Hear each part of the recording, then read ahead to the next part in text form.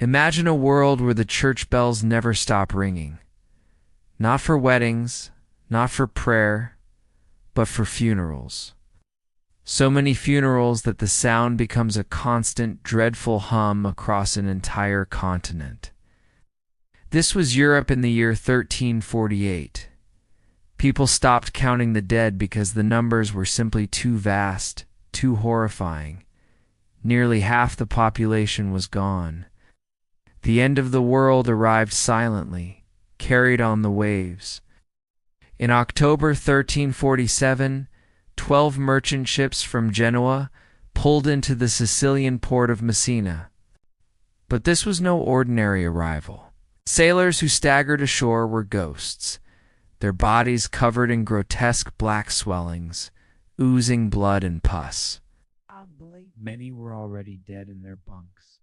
The horrified port authorities tried to send the ships away, but it was too late. The plague was already on land. Within days, Messina was a city of the dying. Within months, all of Europe was doomed. This was the Black Death, a pandemic of apocalyptic scale. For centuries, its cause was a mystery, blamed on everything from poisoned air to the wrath of God. But today, thanks to modern DNA analysis of skeletal remains from plague pits, we know the killer's name, Yersinia pestis, a tiny bacterium carried by fleas, which in turn lived on the black rats that scurried through every medieval town and city and hitched rides on every merchant ship. Between 1347 and 1352, this microscopic killer unleashed a wave of death that is almost impossible to comprehend. Historians like Old Benedicto estimate that it wiped out 25 to 50 million people. It's not just a number.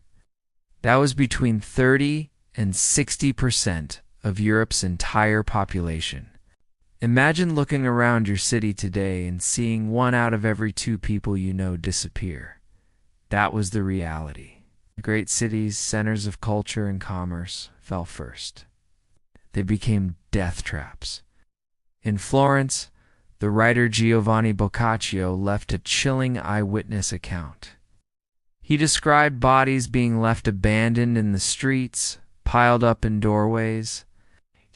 He wrote of families turning on each other, parents abandoning their sick children, husbands, their wives, all out of sheer terror. Priests, who were supposed to offer comfort and last rites, were either dead themselves or too afraid to approach the dying. The social fabric of life completely unraveled. In Paris, the cemeteries filled up so quickly that authorities had to dig massive open trenches outside the city walls.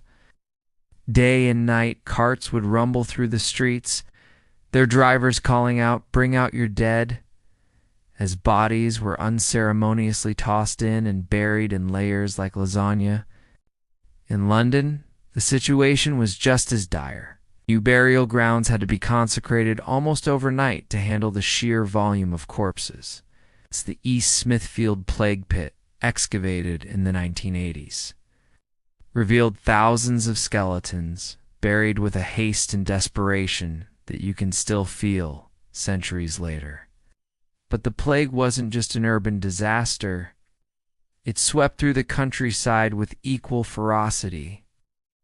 Entire villages simply ceased to exist. In England alone, historical records showed that over 1,000 villages were permanently abandoned. The people died, and the survivors fled, leaving behind empty houses, empty churches, and fields that were slowly reclaimed by the wilderness. The world was literally emptying out.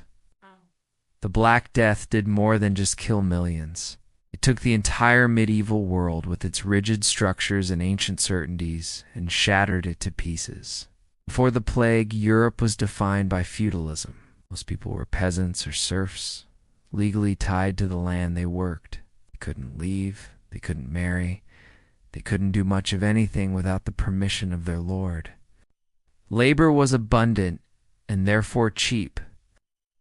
The nobility held all the power, After the plague, this entire system was turned on its head. Suddenly, with up to half the population gone, workers were incredibly scarce. The laws of supply and demand kicked in with a vengeance. For the first time in centuries, the common laborer had leverage. Survivors could demand higher wages, better conditions, and more freedom. And what could the landowners do? They had crops rotting in the fields and no one to harvest them. They had no choice but to pay up. The ruling class was terrified of this power shift. In England, King Edward III tried to put the genie back in the bottle. In 1351, he issued the Statute of Laborers, a law that attempted to freeze wages at their pre-plague levels and punish peasants who refused to work for those low wages. It was a complete and utter failure. People defied the law, organized revolts, and continued to demand their worth. Economic power began to bleed away from the hereditary aristocracy and flow towards the common people. This was the beginning of the end for feudalism, a social revolution born from mass death.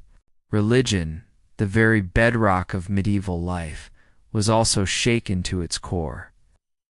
The Catholic Church had held absolute spiritual authority for 1,000 years. It promised protection, salvation, and a direct line to God. But when the plague hit, the church seemed powerless. Priests died in huge numbers, often at a higher rate than the general population because they were the ones tending to the sick.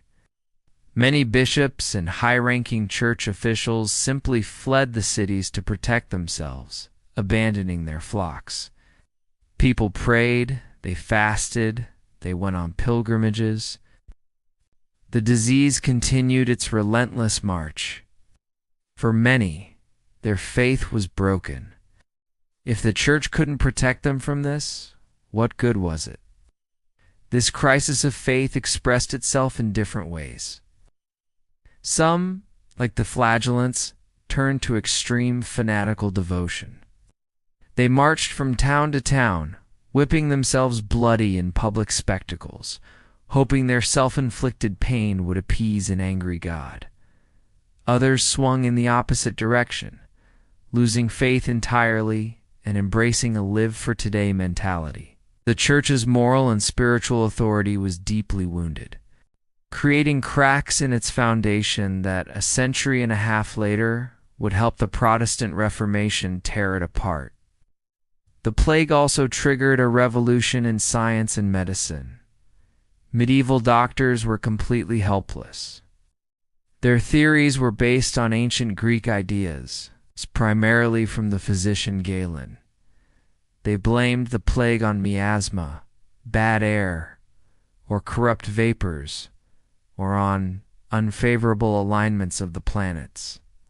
Their treatments were useless and often harmful. They prescribed things like bloodletting to balance the humors, or told people to carry pouches of sweet-smelling herbs and flowers to ward off the bad air. None of it made a difference. This catastrophic failure forced a painful but necessary reckoning. The old authorities, like Galen, were proven wrong in the most dramatic way possible. This encouraged future generations of thinkers and doctors to question everything. It spurred a new interest in direct observation, in anatomy, and in understanding how the human body actually worked. The long, slow journey towards modern, evidence-based medicine began in the shadow of the plague's failure. And of course, culture itself was forever changed. Art became obsessed with mortality. A new, grim genre appeared all across Europe, the danse macabre, or the dance of death. Paintings and woodcuts depicted skeletons dancing gleefully with people from every walk of life: a king, a bishop, a merchant, a peasant. The message was radical and terrifying. Death is the great equalizer. Your wealth, your power, your status mean nothing. In the end, we all dance with the skeleton. Literature also shifted.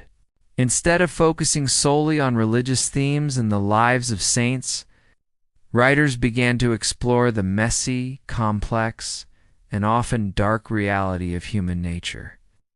Boccaccio's masterpiece, The Decameron, is a perfect example. It's a collection of stories told by a group of young nobles who have fled Florence to escape the plague. The stories are about love, lust, trickery, and survival, deeply human themes. This focus on human experience and worldly affairs, rather than just the divine, was a hallmark of the emerging movement we now call Renaissance humanism.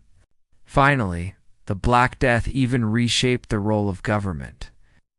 For the first time, states began to understand that the health of their population was a matter of national importance. In the face of this unprecedented disaster, cities had to innovate. Venice, a major trading hub, created the world's first organized public health response. They established a system of inspecting incoming ships and isolating suspected cases. They mandated that ships arriving from plague-ridden areas had to anchor away from the city for 40 days before anyone could come ashore. This period was called 40 giorni in Italian, 40 days. It's the origin of the word we still use today, quarantine. The very concept of public health was born from this catastrophe. By the time the first wave of the plague subsided in the early 1350s, Europe was a changed continent. It was poorer, smaller, and deeply traumatized. But it was also, in some ways, freer and more dynamic. The old rigid structures had been broken, creating space for something new to grow. The Black Death was not just an ending. It was a violent, horrifying, and profoundly transformative beginning. It didn't just destroy the medieval world. Cleared the ground and planted the seeds of the modern one. History's cruelest pandemic, in a strange and terrible irony, became the unexpected architect of our future. Thanks for watching. If you found this journey into the past fascinating, don't forget to like this video and subscribe for more deep dives into the events that shaped our world.